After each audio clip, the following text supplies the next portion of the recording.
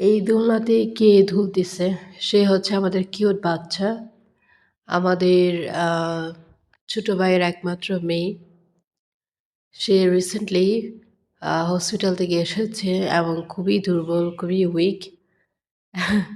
But তার যে মোমেন্টটা দোলনায় এরকম হেলে দুল খাচ্ছে দেখতে ভীষণ কিউট লাগতেছে। অনেক অনেক সুইট লাগতেছে দেখতে।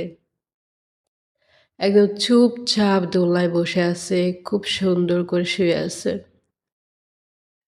আমি একটু করে ধুল দিচ্ছি, সে সুন্দর করে শুয়ে আছে। ছোটবেলায় বাচ্চারা দোলনায় দুলবে, ধুলোবালিতে খেলবে, এটাই তো স্বাভাবিক, তাই না?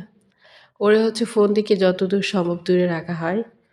দোলনায় খাওয়ানো, ঘুরতে নিয়ে যাওয়া, ধুলাবালিতে খেলাধুলা করা, ও সব করে।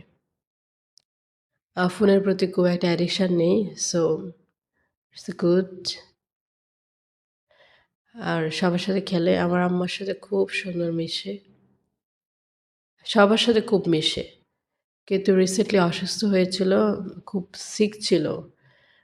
যে কারণে হচ্ছে আ স্বাস্থ্যটা একেবারে ভেঙে গেছে।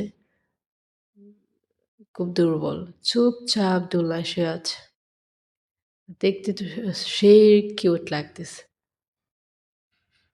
আমি আবার দেখি ঘুমিয়ে গেছে কিনা।